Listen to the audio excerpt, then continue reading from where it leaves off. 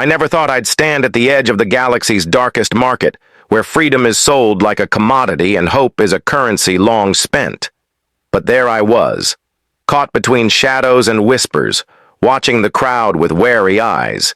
The auction hall was vast, its ceilings lost in darkness, punctuated only by harsh neon lights that flickered like dying stars. The air smelled of oil, sweat, and desperation, a scent that clung to my skin like a second shadow. At the center of it all, chained to a cold metallic pillar, were the last two alien girls on the block. The final lot before the room emptied, before the night swallowed the day's sins.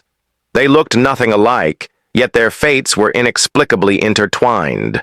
One, Avyanna, had an aura of fragility that could be mistaken for weakness. Her eyes, a molten amber, seemed to hold a sorrow older than time itself. She sat quietly, head bowed, her delicate frame trembling ever so slightly under the weight of invisible burdens. She was the soft one, the kind the market despised, too gentle for the brutality of this world. Beside her stood Avyra, wild, fierce, and untamable.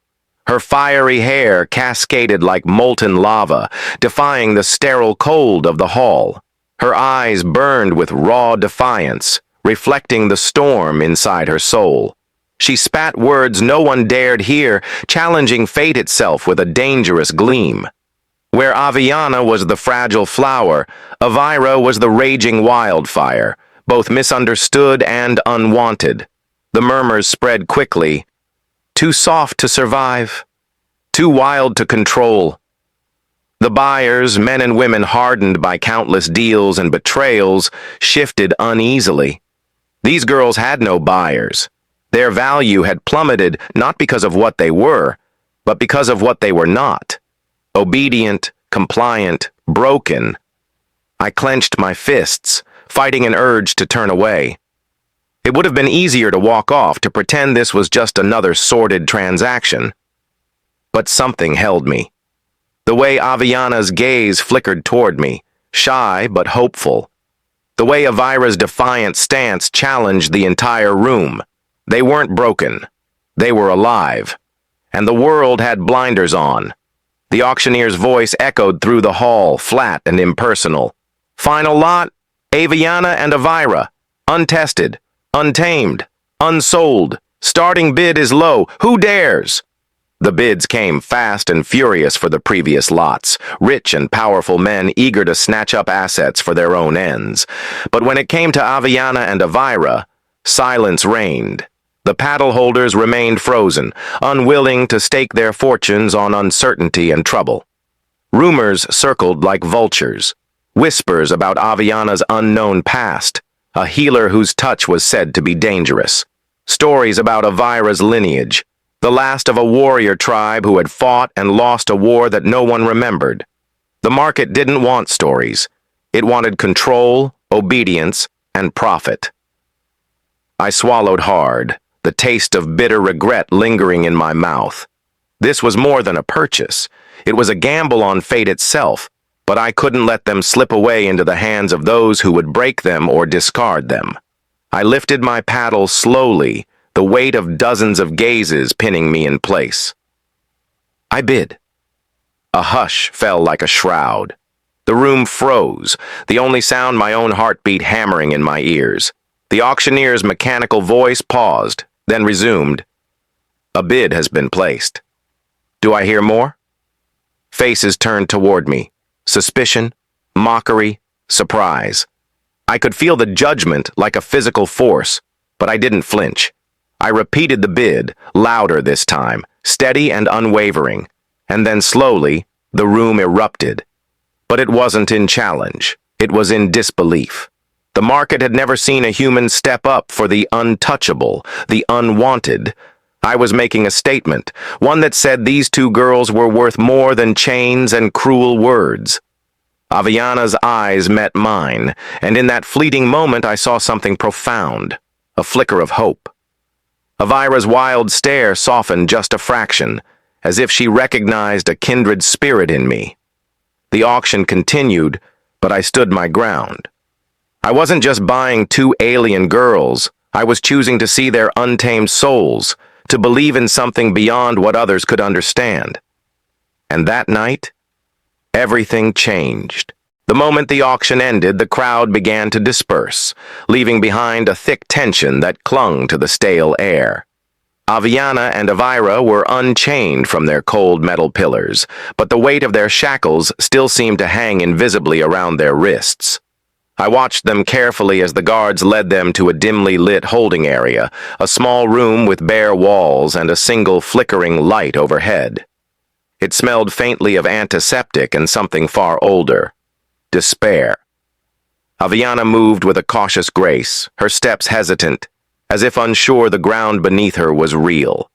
Her amber eyes darted around, taking in everything and nothing at once. I could feel her heart pounding against her fragile frame, a delicate rhythm that threatened to shatter under the slightest pressure. I wondered what stories her silence held, what scars lay hidden beneath her gentle exterior. Avyra, on the other hand, strode forward like a storm about to break. Her fiery hair caught the weak light as she glanced over her shoulder with a fierce intensity that burned through the gloom. There was defiance in every movement, a promise that no chain, no auction, no cold market could ever tame her spirit. But even her fire had cracks. A flicker of pain passed through her eyes when she noticed my gaze, quickly masked by a hardened shell. I stepped inside the room, the door creaking shut behind me. The two girls eyed me warily, neither trusting nor fearing me, just curious, perhaps, or resigned to the next twist their fate would take. "Why did you bid?" Avyanna's voice was soft, almost hesitant, as if speaking aloud might break something fragile. I took a breath. "Because I saw something others missed. Something real." Avyra scoffed, a sharp edge to her tone. "Real? You think buying us makes us real? We're just property to most. Broken toys no one wants." I shook my head. "I don't see brokenness. I see survivors. I see strength wrapped in different forms. Your softness and your fire. They're both rare. I want to know who you really are." Avyanna's eyes widened slightly, hope and doubt wrestling in their depths. Avyra crossed her arms, her wild nature clashing with a flicker of curiosity she struggled to hide. The room grew quiet except for the soft hum of distant machinery beyond the thick walls. I could feel the weight of unspoken histories pressing down on all of us. "Tell me your stories," I said, my voice steady but gentle. Avyanna hesitated, then began in a whisper. "I was raised among the healers of my world, a place where compassion was both strength and weakness. They called me too gentle, too fragile to survive the harshness of our times. But my hands held power, to mend, to soothe. And they feared that power because it was different." Her words painted a picture of quiet courage, a life lived in shadows where kindness was a liability. Avyra's story was different, but no less painful. "I come from the Ashari tribe, warriors who fought until the last breath. We were fierce, untamed, and proud. But we lost. Our lands were burned, our people scattered. I was taken, sold here, branded wild and dangerous because I refused to bow." Her voice was a roar trapped behind cracked walls. The pain was raw, the betrayal deep. I listened, realizing that the market's labels, too soft, too wild, were not curses, but badges of survival. They had been judged by outsiders who refused to understand the complexity beneath the surface. "Neither of you belong in chains," I said firmly, "and I won't let this place define your worth." Avyanna looked at me with a fragile hope, while Avyra's glare softened just enough to let me see the flicker of trust beginning to form. That night, in that cold, lonely room, we were no longer buyer and bought. We were three souls tangled in a shared destiny, bound not by chains, but by the promise of something new, freedom, and perhaps something like family. The next morning, the harsh fluorescent lights of the containment area buzzed overhead as Avyanna and Avyra awoke, their expressions guarded but alert. The sterile room was a far cry from the worlds they came from. No warm sun or gentle breezes, just cold walls and the ever-present hum of machinery. But in that bleakness, something unexpected was beginning to grow, a fragile thread of trust between us. I entered with a tray of food, simple sustenance, but it was the small gesture of normalcy that mattered most. Avyanna accepted it with a soft, "Thank you," her voice trembling but sincere. Avyra took hers with a curt nod, her eyes scanning me as if assessing whether I was friend or foe. I wanted to break down the barriers they'd built, but I knew it would take time. Trust wasn't given freely, especially not here. "Tell me about your world," I said, sitting across from them. "What was life like before all this?" Avyanna glanced at Avyra, then back to me, her amber eyes shimmering with memories. "Our planet, Lysara, was peaceful once. A place where healers like me worked to preserve life, nurture growth, and ease suffering. We were considered gentle, but that gentleness was strength. Quiet strength. I was taught that every life was sacred, that healing was more powerful than harm." She paused, swallowing hard. But war came. The skies darkened with machines and fire. Our sanctuaries were destroyed. Many fled, but I was captured, sold to this market, where my softness is seen as weakness. Avyra shifted in her seat, her fiery hair cascading wildly. Lysara was my home too, but I was from the Ashari tribe, warriors who believed in strength, honor, and fighting for what's right. We resisted the invasion until the bitter end. I fought alongside my people, but we were overwhelmed. They took me prisoner, chained me, and brought me here." Her voice was low but fierce. "They call me wild, uncontrollable. Maybe they're right.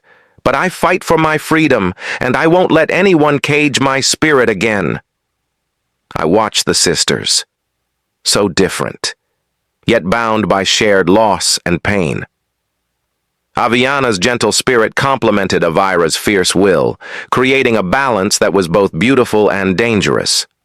I realized then why no one wanted them. The market couldn't contain such complexity. It preferred neat packages, obedience, silence, predictability. But I saw something else: resilience. A raw, unbroken fire beneath the surface. Days passed as we talked, shared stories, and learned to navigate the fragile boundaries of our new reality. I told them about Earth, about my own fight to rise above a life of scarcity and neglect. I shared my dreams of freedom, not just from physical chains, but from the expectations and judgments that tried to define us. Avyanna smiled once, a small, radiant curve of her lips that lit up her entire face. "For the first time in a long while, I feel safe." Avyra's eyes softened, and she gave a rare nod of approval. "Maybe you're not so bad, human." That simple acknowledgement meant more than words could express. But trust, like fire, can warm or burn. The market's shadow loomed over us, and enemies were never far behind. I knew our fragile sanctuary wouldn't last forever. Still, for the first time since they were chained in that auction hall, Avyanna and Avyra began to believe in something greater than survival: hope. Trust was a fragile thread, and the market was a spider's web, delicate but deadly. Just when Avyanna, Avyra, and I started to breathe easier, the past began to catch up. Secrets long buried clawed their way to the surface, threatening to unravel everything we'd fought to build. It began with a message, a covert transmission I intercepted while scavenging the facility's communication systems. The code was encrypted but familiar. It carried a warning and a threat. Someone powerful was coming for us, and their intent was clear: reclaim the property that dared to slip away. I shared the news cautiously, watching the flicker of fear in Avyanna's eyes and the cold fire ignite anew in Avyra's. They weren't just fugitives, they were valuable, dangerous, and hunted. Who could it be? Avyanna whispered, her voice barely audible. Someone who won't accept my bid, I said grimly. Someone who believes you belong to them. Avyra's hands clenched into fists. Then we'll have to remind them why no one tames the Ashari. Days turned into nights as we fortified our small sanctuary, a forgotten maintenance bay on the edge of the sprawling market complex. We scavenged what we could, makeshift weapons, scraps of tech, anything to tip the scales in our favor. I taught them to trust their instincts, to blend Avyanna's subtlety with Avyra's ferocity. But the market was a beast with many eyes, and soon the hunters arrived. They came under the cover of darkness, shadowy figures armed with pulse rifles and silent drones. Their leader was a man with a cold smile and colder intent, the very auctioneer who'd sold Avyanna and Avyra, a man who thrived on control and cruelty. He called himself Marek.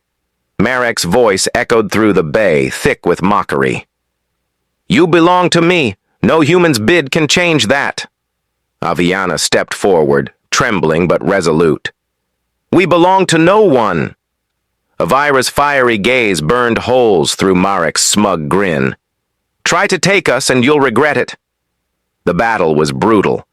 Avyra moved like a tempest, every strike precise and fierce. Avyanna's gentleness was deceptive. Her healing touch mended wounds quickly, and she wielded a bioelectric pulse that stunned enemies without killing. I fought alongside them, a mix of desperation and determination fueling every move. The fight was more than physical. It was a clash of wills. Marek underestimated the strength born from survival and hope. By dawn, the hunters were defeated, scattered into the shadows from which they came. But victory was bittersweet. The fight revealed the truth.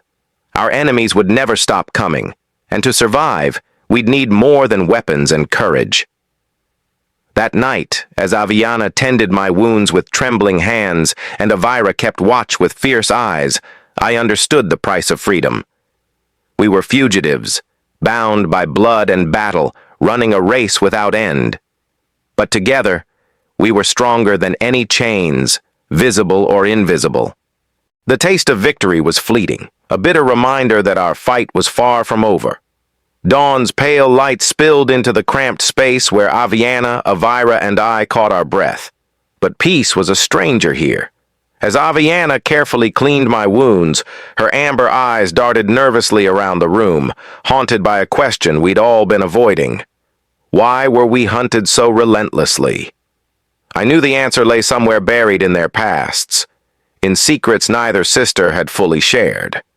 The shadows clung not just to this place, but to their memories, fragments of truths too dangerous to speak aloud. "Tell me everything," I urged quietly, my voice steady but insistent. "No more hiding. I need to know who you really are." Avyanna looked away, biting her lip, her delicate hands trembling. "There are things I can't say, things that could put us all in more danger." Avyra's fiery gaze hardened. "If we don't tell him now, we'll never survive. The enemy is closer than we think." With a reluctant breath, Avyanna began. "Our mother was a guardian of the Lysaran archives, ancient knowledge, technology, and secrets from before the war. She protected information that could change the balance of power in the galaxy." Avyra nodded solemnly. "Our family was betrayed from within. Someone sold us out, leading to the fall of our people and the theft of that knowledge. The auction wasn't just about selling us. It was about silencing us." My mind raced, piecing together the fragments. The market wasn't merely a place for trading flesh and fortune. It was a battlefield for control over ancient power. Technology lost to time but capable of rewriting history. Avyanna's voice shook as she continued. "The secrets our mother guarded, they're embedded in us, in our DNA. They made us targets. They wanted us quiet." I stared at them, awestruck and wary. These weren't just alien girls. They were living vaults of lost technology and hidden potential, and someone powerful was desperate to keep those secrets buried. Suddenly, a sharp noise echoed outside. Footsteps, deliberate and slow. We froze. The door slid open and a figure stepped inside. A woman cloaked in shadows, eyes sharp and unreadable. "I'm Kessa," she said, voice low but urgent. "I've been watching. You're not safe here." Avyra snarled, stepping protectively in front of Avyanna. "Who are you, friend or foe?" Kessa raised her hands in peace. "I'm the last of the archivists, the secret order sworn to protect what your mother once guarded, and I'm here to help." Hope flickered in the room like a fragile flame, but trust was a luxury we couldn't afford lightly. Kessa's arrival shifted the air in the room, a sudden intrusion of hope wrapped in mystery. Her presence was both reassuring and unnerving, like a wild card thrown into a desperate game. The weight of her words pressed down on us as I tried to process the implications. "The archivists," I repeated softly. "You're telling me there's a secret order protecting this ancient knowledge?" Kessa nodded, her eyes reflecting the faint glow of the overhead light. "Not just protecting. We've been fighting in the shadows for centuries. The knowledge Avyanna and Avyra carry is the key to restoring balance in the galaxy, or destroying it. That's why the market wants them silenced or controlled." Avyanna's fingers twitched nervously. "Why reveal yourself now? Why help us?" "Because I owe your mother a debt," Kessa replied, voice thick with unspoken emotion. "And because the enemy is closing in faster than you realize. Marek isn't just an auctioneer. He's a pawn of a greater power. They want to harness what you carry for their own twisted ambitions." Avyra's fiery gaze hardened further. "Then we're not just fighting for freedom. We're fighting for survival." For the future, Kessa pulled out a small, crystalline device from beneath her cloak, a shard of technology that pulsed with an inner light. "This is a relic from the archives capable of unlocking what's hidden inside you. But it's dangerous. Using it could expose you to enemies, or worse, trigger something beyond your control." I studied the device, feeling the raw energy vibrating through the air. It was unlike anything I'd seen, a perfect blend of technology and something almost alive. "We need to decide," Kessa said. "Do you trust me enough to take this step, to unlock the secrets that could save you, or doom you?" Avyanna looked torn, her soft features etched with fear and hope. "What if it changes who we are? What if it makes us targets forever?" Avyra added, voice low but fierce. I placed a hand on each of their shoulders.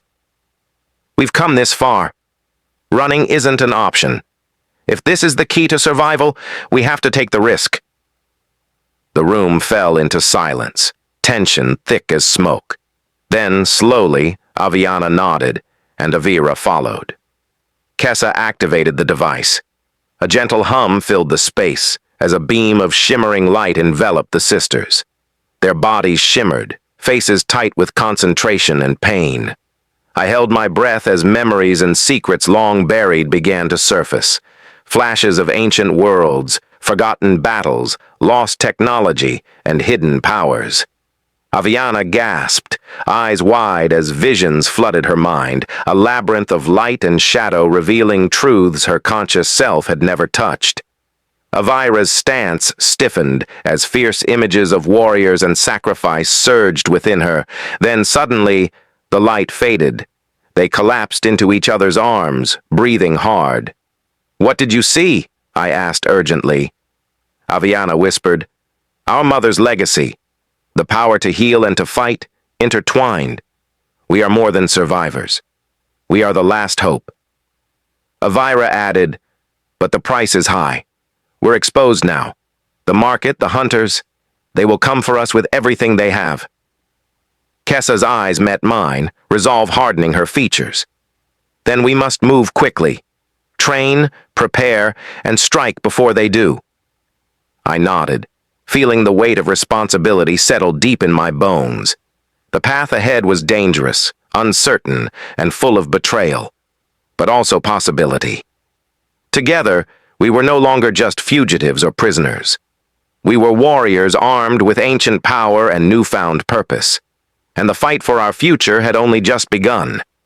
The days that followed the awakening were a whirlwind of training, revelations, and fragile moments of connection. The sterile holding room transformed into a battlefield of wills and a sanctuary of trust. Avyanna and Avyra, once bound by chains both visible and invisible, now stood as sisters united by blood, purpose, and an unbreakable bond forged through pain and hope. Avyanna's healing abilities blossomed under Kessa's guidance.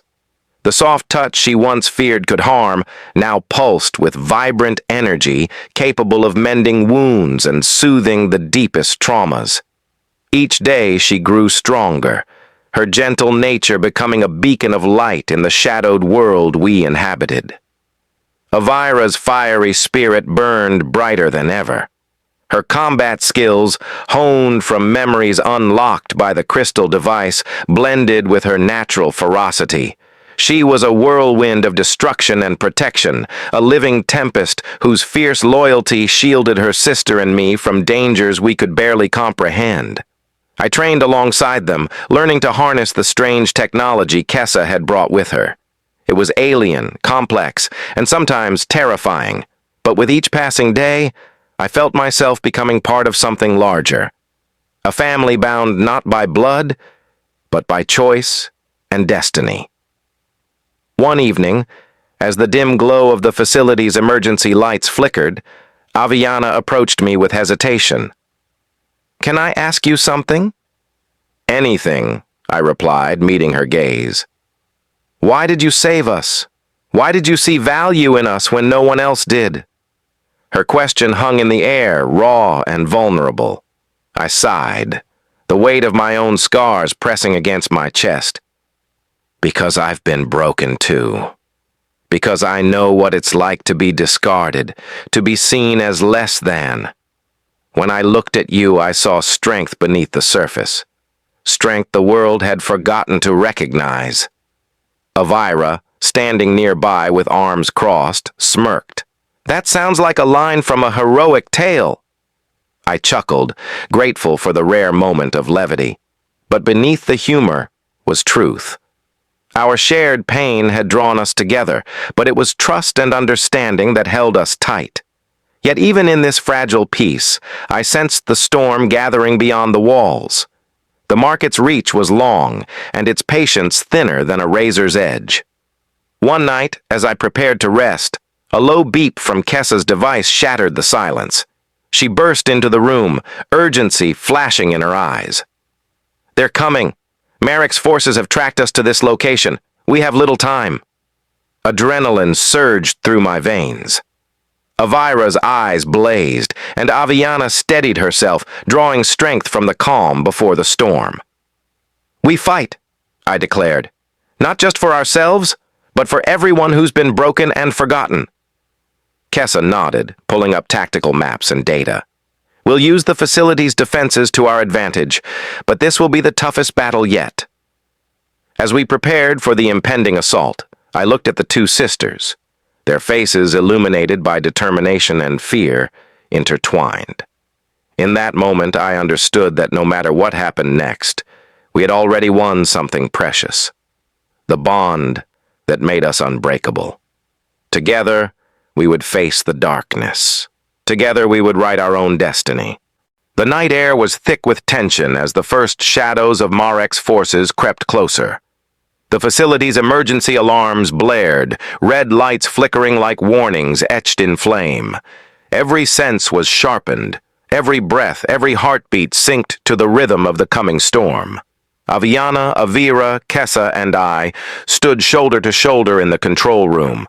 Our sanctuary turned battlefield.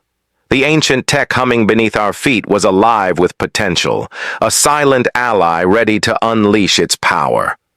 But no machine could replace the fierce determination burning in the eyes of the sisters who had endured so much.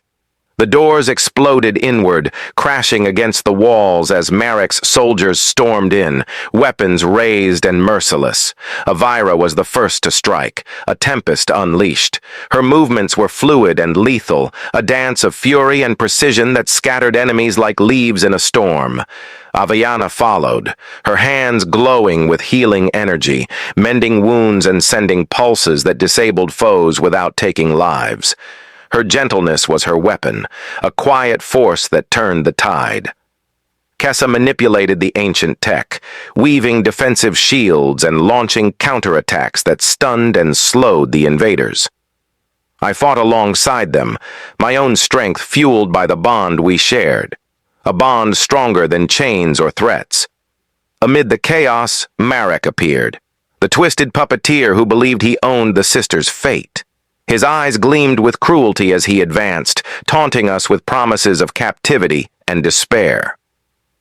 "You think you can escape me?" he sneered. "You belong to this market, to me." Avyra's voice was cold steel. "We belong to no one."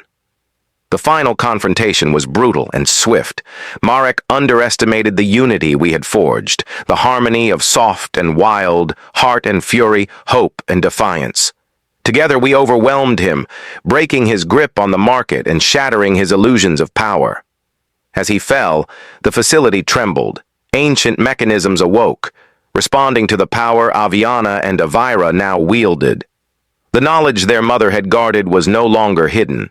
It surged through them, illuminating the room with a radiant light that banished shadows and whispered of new beginnings. In the aftermath, as dawn's light crept over the horizon, I looked at Avyanna and Avyra, no longer the last two alien girls unwanted and forgotten, but warriors reborn, bound by choice and unbreakable spirit. "We've lost much," Avyanna said softly, "but we've found something greater." "Freedom," Avyra added, eyes blazing. I smiled, heart full, "and a family." Our journey was far from over. The galaxy awaited, vast and uncertain, but we would face it together, unchained and unbroken, our souls forever intertwined. Because sometimes it takes one human to see what no one else can, the untamed beauty that lies beyond the chains.